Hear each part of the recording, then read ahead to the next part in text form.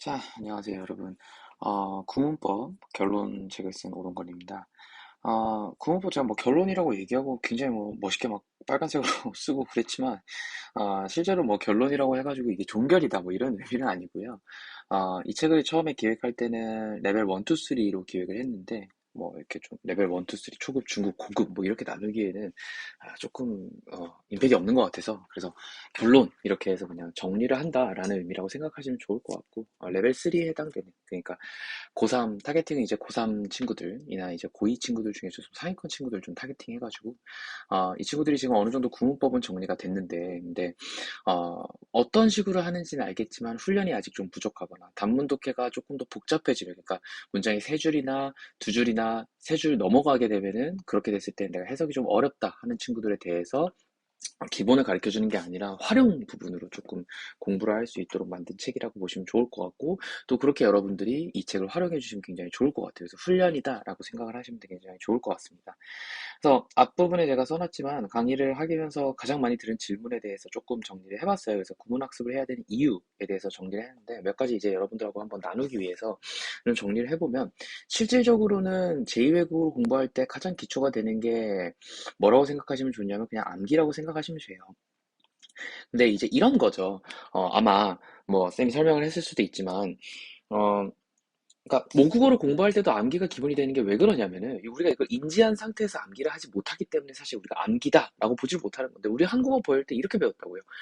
이제 우리가 애기이던 시절에 그죠? 할머니나 엄마가 이렇게 날 부르고 얘기합니다. 엄마 해봐, 엄마. 엄마 해봐, 엄마. 할머니 해봐, 할머니. 아빠가 날 들고 이렇게 얘기합니다. 아빠 해봐, 아빠. 그죠?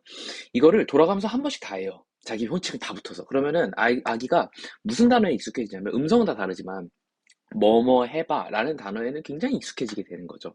그래서 내가 이걸 피드백을 받았을 때 앞에 있는 단어, 기억나는 단어, 엄마를 하는 순간 엄마가 환호성을 지르죠. 그럼 긍정적인 피드백이 왔을 때, 뭐뭐 해봐에서 앞에 있는 뭐뭐를 얘기하게 되면은, 이게 조금 이렇게 긍정적인 피드백이 오는 거니까 내가 잘했구나 라는 어떤 생각이 든다고 하더라고요. 네, 그런 식으로 암기가 아기 때는 기본적인 어떤 그 뭐랄까 자주 반복되는 어떤 소리로 인해 가지고 그거를 암기를 자연스럽게 체득하는 방면에 우리가 제2외국어를 공부할 때는 이제 성인이 되었으니까 의식적으로 암기를 해줘야 된다는 거지. 즉, 애초에 언어를 공부할 때는 암기는 기본이었는데 우리가 뭘 해야 된다? 의식적으로 암기를 해줘야 된다라는 게 조금 다르다는 거지. 그죠? 그래서 특히 구문의 암기는 암기한 구문은 사실상 근데 이거를 100% 써먹을 확률이 거의 없어요. 생각해요. 다시 예시로 돌아가서 엄마 해봐 엄마를 내가 아기를 다시 낳을 때를 제외하고는 그러니까 내 자식을 아기 때 처음에 볼 때를 제외하고는 다시 써먹을 확률은 없단 말이야. 엄마 해봐를. 됐지? 근데 이거를 갖다가 어떻게 하냐면 우리가 살면서 뭐 해보세요, 저거 해보세요라는 단어로 굉장히 변형을 많이 하죠. 그죠? 그래서 이 문장 구조에 익숙해지는 게 일단 우선이다라고 생각을 하시면 좋을 것 같고 그 과정을 제2외국어 공부할 때도 동일하게 해주셔야 된다라는 거지. 그러니까 여러분들이 영어를 많이 하면 많이 잘하는 학생이면 학생일수록 영어를 아마 많이 봤을 거고 영어 환경에 많이 노출되었을 거고 정확히는 영어를 많이 암기해 봤을 거예요. 내신을 하면서. 그래서 면 사실 내신식 암기가 엄청나게 쓸 데가 없다. 이게 진짜 영어 교육에 있어서 정말 진짜 필요악이다. 이건 진짜 필요악이 아니지. 이건 진짜 쓰레기다라고 보지 않고 얘는 필요악이라고 봐요. 왜 필요악이라고 보면은 안 하는 게 좋지. 안 하는 게 좋지만 아이들한테 조금 이렇게 뭐라 그럴까? 공부의 어떤 뭐라고 해야 되지? 학습하고 싶은 그런 욕구를 충족시키는 그런 짓은 아니야, 솔직히. 그지? 누구나 암기는 하기 싫고 고통스럽지만 우리가 수학을 공부하는 과정과 동일하게 이 과정도 고통스러움이 분명히 존재할 거고요. 그거는 쌤은 암기라고 봅니다. 맞죠? 그래서 필요악이라고 보고요. 자, 어쨌든 수능에서 긴 문장은 복잡한 구문이 아니고 기본 구문들을 얽혀서 만든 과정이라고 보시면 좋을 것 같아요. 그래서 수능에 대한 이해와 함께 기본 구문을 자신의 것으로 만드는 것이 굉장히 중요하다고 쌤 생각하고요. 독해 지문을 푸는 것과 구문 학습의 차이는 무엇인가라고 얘기한다면은 이렇게 그냥 간단히 정리할게요. 구문 학습이 기본이고요. 그리고 독해 지문을 푸는 것이 활용이다라고 보시면 좋을 것 같은데 이 기본 공식을 보고 그 다음에 활용을 하는 과정에서요. 이 유형별 학습이 여기서 추가되는 거예요. 즉, 여기서 추가되는 게 뭐라고? 유형별 문제 풀이 원리. 그러니까 이걸 반대로 설명하자면은 문제를 만드는 원리를 갖다가 습득을 해서 그걸 토대로 문제 풀이를 원리를 갖다가 암기하는 것이다. 혹은 활용하는 것이다. 연습하는 것이다. 이렇게 보시면 좋을 것 같아요. 그래서 독해 지문을 푸는 것은 좀 앤서 보시면은요. 문장에 대한 이해뿐만 아니라 통일성, 유기성 원칙에 의한 글의 원리 자체를 이해하는 거고, 왜냐하면 완결된 문장 하나고요. 주장문이니까요. 그래서 문제 유형별로 문제를 푸는 어떤 스킬을 활용해야 되는 건 당연한데, 근데 이것에 대한 기초는 구문이라는 거지. 그래서 단일 문장을 문법적으로 해부해서 이해하고 빠르고 정확한 해석이 가능하게끔 만들어내는 건데, 이것이 없이는 조금 어렵다라고 보시면 좋을 것 같고. 자, 마지막 내신지 감기는 꼭 해야 되나요? 라는 질문에서요. 그렇죠. 이게 아마 학생들한테 가장 고민일 거고, 아마 고3이 되는 친구들은 고3이 돼서 힘들 거고, 그지? 고2가 되는 친구는 고2가 돼서 이 짓을 또 해야 되나, 2년이나 더 해야 되나, 라는 어떤 질문을 할 건데요. 암기는 당연한 거고요, 어떻게 보면. 그리고 완결된 문장으로 소통을 하기 때문에 단어뿐만 아니라 문장 구조 자체를 암기하는 건 매우 중요한 일이에요. 근데 최근에 쌤 유튜브 보니까 이런 얘기들이 되게 많아요. 쌤, 암기를 해야 되나요? 근데 막 강제적으로 이렇게 얘기하더라고. 암기 안 해도 돼. 막 이렇게 얘기하더라고. 이것만 알면 돼. 라는 식으로 막 얘기하더라고요. 이것만 알면 돼를 암기해야 돼요. 알겠죠? 암기를 안 할 수 없습니다. 암기를 줄여나가는 거죠, 정확히는. 그죠? 그런 어그로성 글이라든가 혹은 자신의 어떤 인기를 얻기 위해서 유튜브 강사들이 막 그렇게 막 설명하는 그런 것들. 그러니까 사실 니네가 듣고 싶은 말은 그거잖아. 학생들이 듣고 싶은 말은 뭐냐면 암기해야 돼가 아니라 암기 안 해도 돼야. 알았어? 그게, 그래서 유튜브에 배너에 딱 올라와 있으면 애들이 그걸 클릭하겠지. 그지? 근데 그 글을 자세히 들어보면은, 결론을 들어보면 뭐냐면은, 원리를 이해해가지고 이거를 하래. 그럼 원리를 이해할 때 그 문법 구조는 어떻게 할 거냐고. 그거 다 암기잖아.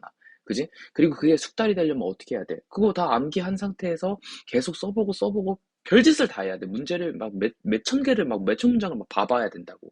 그지? 그 과정에서 안 외워지겠니? 외워진다고. 그 외워진 게 훈련이야, 얘들아. 됐어? 그래서 암기는 필수적이야. 다만 그걸 좀 줄여나가거나 조금 똑똑하게 암기를 할 수는 있겠죠. 그러니까 쓸데없는 지문들을 좀 많이 보지 않고 좋은 지문 위주로 체계적으로 암기를 할 수는 있겠으나 암기를 안 해도 된다라는 얘기는 본인의 어떤 인생에서 없을 것이다 라고 보시면 될 것 같아요. 어떤 시험을 보나 마찬가지고요. 어떤 시험을 보든지 사회에 나가서 앞으로 뭐 토익을 보든 탭스를 보든 혹은 뭐 기사 시험을 보든 앞으로 이제 여러분들이 아마 굉장히 많은 시험들을 보게 될 건데 암기는 무조건 필수고, 그리고 문제 유형에 따른 문제 지문을 분석하는 것도 필수야. 그걸 첫 번째 단계에서 수능에서 해야 되는데, 너네 가장 잘못된 점은 뭐냐면은, 이런 게 사실 난 문제라고 보는데, 수학 문제가 사실 어떻게 보면 좀 망쳤다고 봐요. 그러니까 뭐냐면 수학 문제를 풀 때 유형별로 접근을 해서 정리를 하는 게 필요해. 그지? 그래서 이걸 고민하고 이걸 어떻게 풀지를 하고 나름대로의 이론을 만들어 가는 게 굉장히 중요한데, 여러분들이 대부분 하는 걸 보면요, 수학 문제집을 받자마자 일단 풉니다. 그 쌤은 어떻게 문제 푸냐면요. 문제가 이렇게 있으면요. 여기도 뭐 사실 좀 다른 얘기긴 한데, 문제를 이렇게 받으면요. 이것과 관련된 공식들을 좀 쓰는 편이에요. 그래서 뭐 13번 이렇게 있다고 치고, 뭐 이렇게 있다고 치면은, 여기다 이제 공식을 나는 정리를 한번 하는 편이에요. 그러니까 난 이거를 훈련의 과정이라고 보고 연습의 과정이라고 봐. 누군가한테 해설지를 만들거나 누군가한테 이거 설명한다고 가정하고, 나는 여기다가 필요한 공식들을 적고, 이게 어느 섹션인지를 한번 적은 다음에 수학 문제를 지문에서 중요한 정보들을 파악하고요. 그 다음에 나는 문제를 굉장히 순차적으로 깔끔하게 정리를 해서 일부러 푸는 편입니다. 그래서 결론은 이거다. 이렇게까지. 그지? 이렇게 풀고 나면 내가 나중에 이 문제를 틀렸다 하더라도, 나중에 와서 다시 이거를 오답 정리를 할 때 어디에서 틀렸는지 체크를 할 수 있다는 거지. 무슨 말인지 알겠어? 뭐 여기가 틀렸으면 이게 틀렸으니까 이것만 숫자를 고쳐주고 이런 식으로 체크를 할 수 있다는 거지. 그지? 나는 이런 식으로 하는 편인데 대부분의 학생들이 초등학교 때, 중학교 때 이렇게 공부를 하지 않았어요. 그래서 어떻게 된다? 어, 막 풀기 시작해. 막 풀면서 생기는 문제가 뭐냐면은 암기를 안 해도 된다라는 생각을 들게 만드는 거지. 무슨 얘기냐면 문제 유형에 대한 어떤 분석 이런 게 전혀 없고 공식에 대한 암기도 그냥 진짜 공식만 딸랑 암기한 상태로도 문제를 풀 수 있다는 이상한 생각을 갖게끔 만들어요. 그게 어떻게 보면 초등학교, 중학교 때 수학 교육에 나는 가장 큰 문제점이라고 봐요. 거기서부터 모든 것들이 습관화되어 가지고 지금 고등학교에 와가지고 수학이 안 풀리네. 다 가만 보면 다 두드려 부서 그 아이의 그 문제 푸는 습관을 보잖아. 수학을 보면 솔직히 다 알 수 있어. 되니? 영어 강사가 왜 저런 얘기를 하나라고 생각하면 똑같은 거예요. 영어도 똑같은 공식이 있단 말이야. 문제를 풀 때 유형별로 접근해야 되는 방식이 있단 말이지. 근데 그거를 모르고 일단 해석부터 해. 진짜 최악이야. 알았어? 문장을 딱 처음에 강조했을 때, 뭐 어떤 문장이 있다고 치면 그걸 좀 더 끝까지 쭉 봤을 때 여기서 대충 연결사라든가 이런 공식들이 있을 거 아니야. 그런 것들을 쭉 보면서, 아, 이게 어느쯤에, 뭐, 하우에버가 중간에 있다. 아, 내가 여기 좀 집중해야겠구나. 문장 딱 봤을 때 이래. 그리고 이게 예를 들어서 주제, 요지, 추론이야. 그럼 주제문 찾는 거야. 그럼 주제문을 찾아야 되니까 첫 문장, 중간, 그리고 마지막, 여기를 내가 좀 집중해야겠다라고 생각하고, 마음속으로 이거를 세 단위로 나눈 다음에, 그 나눈 단위로부터, 아, 내가 이걸 어디서는 조금 약간 좀 집중하고, 근데 뭐 첫 문장 이후로 for example이 나왔어. 그럼 내가 여기서는 조금 힘을 뺀 상태로 확인만 해주고 그 다음에 하우에버가 나와서 이게 주제문이구나 형광펜지 칠 생각하고 이걸 이제 딱 머릿속에 딱 글의 구조를 딱 생각을 하고 그 다음에 주제를 찾아야 되는 거니까 주제를 찾겠다 한 문장으로 정리되어 있을까 그럼 주제문에는 대부분 should라든가 명령문이 쓰일 수도 있으니까 그런 힌트가 있나 없는지를 확인하고 이게 머릿속으로 알고리즘으로 딱딱딱 정리가 돼요. 근데 그런 애들이 없다고. 다 무슨 짓 하냐면은 이렇게 시작해요. 해석부터 하죠. 보지도 않아. 선지를 보지도 않고 발문 물어보는 거 주제문인지 요지추론인지 그런 거 보지도 않아. 일단 뭐부터 들어간다? 해석부터 해. 최악이죠. 그죠? 수학 문제를 그냥 이게 어떤 섹션인지도 모르고 그냥 문제 바로 풀어가면서 식부터 적어가고 문제를 풀기 시작하는 거하고 똑같은 거예요. 생각 없이 접근하는 애들 굉장히 많다는 거예요. 알았지? 자, 내가 그런 과정에서 아까 얘기했었던 독해지문을 푸는 것과 구문학습의 차이점에서 독해지문을 푸는 것에 대해서 설명한 거고, 내심식 암기에 대해서 얘기하자면 아주 그냥 그거는 기초에 대해서 얘기하는 거니까, 내심식 암기는 구문학습하고 똑같은 거예요. 그래서 묻지마 통암기를 우리가 보통 하는데 내신에 대해서 근데 이거를 일단은 봐봐 일단 한 달 남짓한 시간이 주어지는데 불가능한 게 없죠. 그 정도 범위는요 누구나 다 가능한 거예요. 됐지? 선생님이 진도 나간 범위 있잖아. 선생님이 진도 나간 범위 어쨌든 시간 안에 나갔을 거 아니니? 그 시간 동안에 너네가 그거를 미리 공부할 시간이 무려 일주일이나 2주가 있었단다. 그지? 그리고 심지어는 예습할 시간도 분명히 있었을 거고 복습할 시간도 분명히 있었을 거고 그지고 안 하고 학원에 와가지고 있는 시간 동안만 하려니까 힘든 거예요. 당연한 거잖아. 그리고 두 번째로는요. 이게 만약에 불가능했다라면은 이전 내신들에서 암기를 꾸준히 안 했다는 거 암기도 느는 거거든. 내가 암기를 할 수 있는 양이 점점 늘어요 하다 보면은. 근데 이전에 안 해놨으니까 당연히 지금 많은 양들을 못 하는 건 당연하겠지. 그럼 쌤 나는 글른 건가요? 그거에 대한 이제 답이 두 번째에 나와요. 전체 문장을 암기하는 것에 회의감이 들거나 혹은 그게 불가능하다면 적어도 시험 대비 기간이라는 게 우리가 있으니까 그때 서술형과 중요 문장들이나 헷갈리는 문장들 그러니까 서술형이 나올 법한 것과 중요 문장들은 내가 문법적으로 중요한 것들을 분석해 놓은 거고 그리고 헷갈리는 거는 내 개인적으로 나는 이런 문장을 좀 잘 못 외우거나 잘 좀 틀려 하는 문장들이 있을 거야. 그런 것들을 미리 체크해 두고 그거는 최소한 암기를 해야지. 그건 가능하잖아. 이런 식으로 범위를 줄여 나갈 수는 있다는 말이죠. 됐죠. 그래서 쌤 생각에는 내신식 영어라는 암기는 사실은 내신을 잘 보기 위해서 물론 해야 되는 것도 있어요. 내신이 버릴 수가 없으니까. 근데 그거뿐만 아니라 영어의 본질적인 실력 자체를 높여요. 물론 나중에 시험 끝나자마자 다 까먹는 건 당연해. 근데 어딘가에 네 머릿속에 있다고. 정확히는 그 단어나 정확한 그 문장이 아니라 그 문장 구조가 니네 머릿속에 남아있단 말이야. 그걸 갖다가 꺼내놓을 수가 없겠지. 왜냐하면 단어들은 다 까먹었으니까. 됐지? 그래서 아마 이게 중요한 것 같아요. 자, 그렇게 해서 보시면은, 목차 보시면은 파트 1과 파트 2, 파트 3로 나눠져 있는데, 파트 1 같은 경우에는 쌤이 기존에 수업 설명했던 문법 지문이어서요. 문법 지문을 이후에 수업하는 걸로 하고, 자, 파트 2가 이제 구문법 우리 본론으로 들어가게 될 것 같습니다. 자, 어, 구문법 결론에 대해서 쌤 조금 장황하게 좀 설명했는데, 자, 결론적으로는 해석을 좀 잘 해보자.